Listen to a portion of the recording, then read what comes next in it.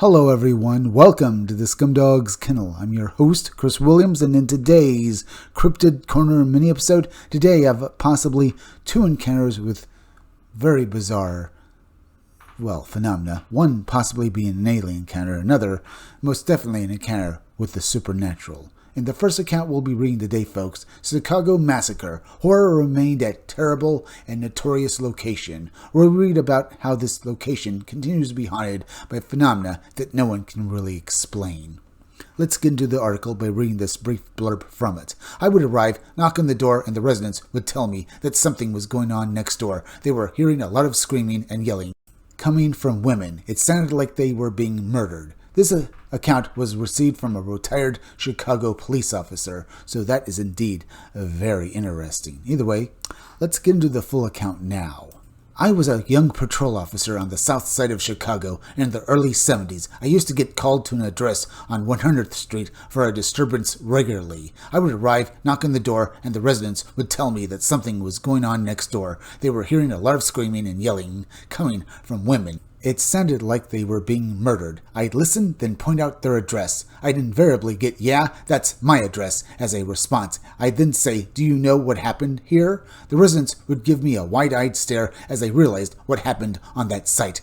Their next words would be, "We're gone." As it turned on, I was responding to a call from the townhouse dormitory at 2319 E 100th Street in Chicago's Jeffrey Manor neighborhood, where a rampage killer, Richard Speck, murdered 8 nursing students on July 14th, 1966 p. So, indeed, this former Chicago police detective story is indeed one hell of a strange story, folks. It sounds like that this, multiple murderer and maybe even his, victims still haunt this area where they were murdered. I say maybe the murderer himself, because we don't know exactly what happened to Richard Speck. We'll have to look it up. I wouldn't be surprised if this guy actually died, was maybe executed several years later, and maybe his spirit also still resides in this, area, and now basically just literally haunts it. But what about his victims?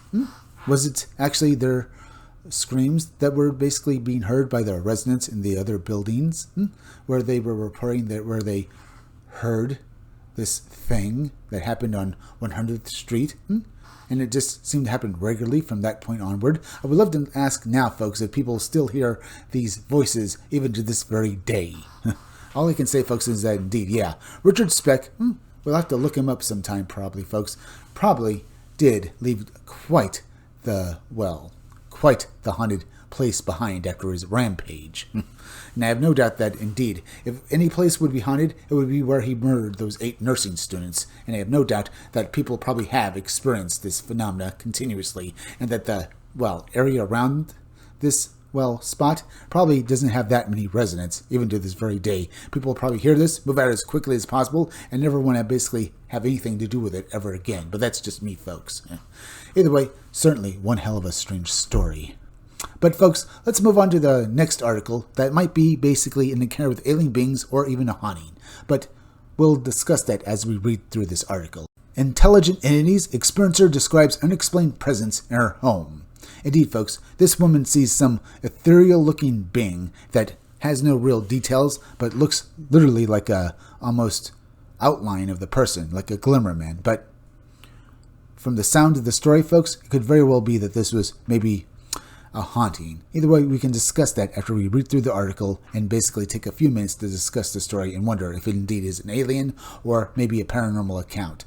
Either way, let's get into this brief blurb from the story.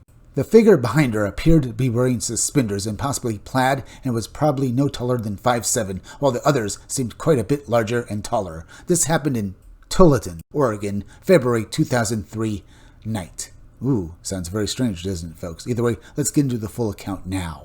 As the witness's boyfriend lay sleeping in bed, she got up to use the bathroom. After leaving the bathroom, she decided to walk out to the living room and have a cigarette before trying to go back to sleep. The apartment was pitch black, with no windows except in the bedroom, which was covered with blinds and curtains.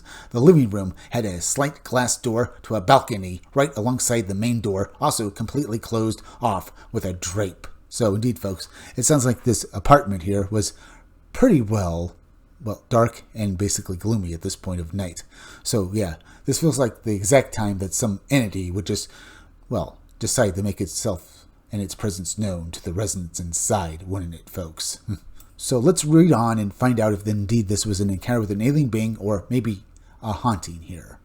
As she walked down the hallway toward the front of the living room, she sensed someone approaching behind her. Assuming it was her boyfriend trying to scare her, she continued down the hall. After a couple of more steps, she quickly glanced back and was stunned by what appeared to be an outline of a figure with a faint glow around it. She could see the bedroom door behind it. Looking straight ahead, she continued walking, but stopped in her tracks as she reached the end of the hallway, where it branched off to either the kitchen or the dining room, or straight ahead to the living room. She felt as though something was standing in front of her. Afraid to look up, she glanced back again and saw the same outline as before, only more defined. There seemed to be an actual being there, glowing all around. She quickly turned back toward the living room, sensing not only one presence in front of her and another behind her, but also from the dining room and the kitchen. She felt trapped by 4 separate beings. The more she felt and saw them, the more they began to take shape. So it seemed to me, folks, the more she was afraid of these beings, or basically the more she gave them attention,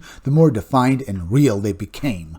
Almost, and I'm sorry to say this again, folks, like the way I think about tulpas. The more you think about them, the more you fear and give them energy, the more real they become. So like in that case, folks, these beings, maybe they were feeding on her and becoming more real all the time.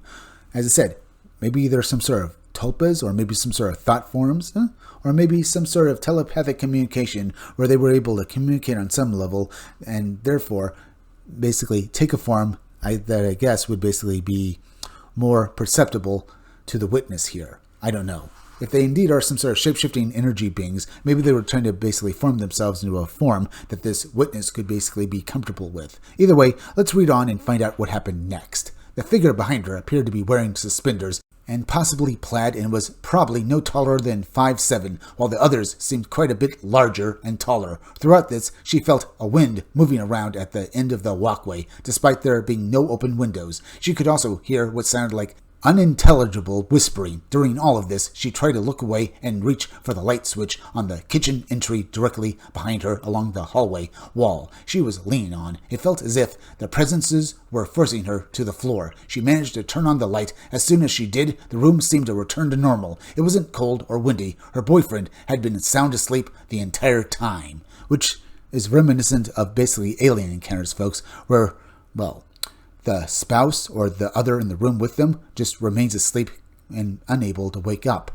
Now, this sounds almost as if this could be a demonic or maybe, well, literally, maybe some sort of otherworldly encounter, folks. Maybe these beings were trying to frighten her, really, folks, because with all that we just read here, it sounds like they just wanted to frighten this woman, what with the wind and all that. But what was strange, folks, is that the whispering and the wind here, you really get the idea that maybe this is something else entirely, because it doesn't sound too demonic here, except that these figures were just there and scaring this woman. They didn't basically have any, well, weird smell with them, like brimstone or other. You know, I'm trying to say that they would smell like sulfur, because that's usually what people describe in these kinds of encounters. The fact that they didn't, and the fact that these entities were almost, I guess, feeding on this woman's fear, makes me think they could basically have been some sort of, well, beings like shadow people or something that feeds on human energy. Maybe, I don't know. But honestly, folks, this encounter sounds more like an otherworldly alien encounter rather than a demonic one. But that's my opinion. Either way, we can thank the source of this information by way of, well, Albert S. Roselius for providing this story. Either way, there's also a note. This incident is similar to a haunting, aside from the glowing, unique encounter indeed. And despite that uniqueness with these glowing entities that sound like maybe, well, literally like basically glimmermen, because these entities do sound more like glimmermen rather than ghosts or demons. So I can say this, folks, wherever these entities were, they sound like they fall more on the paranormal alien side rather than the mystical demonic side of things, folks. But that's my opinion. Either way, we're at the end, so please go subscribe to my YouTube channel. Read comics that are bad for you. Hit that like button for me. Make sure you're still subscribed. Leave some comments down below. Hit that bell for notifications. Hit the part of the bell that will give you all future notifications. And please share this video out. I'm Chris Williams from the Scumdogs Kennel. Thank you all for joining me. I'll be back again tomorrow with another great video, so be sure to come back again then. Till next time, folks, I'll see you all again soon.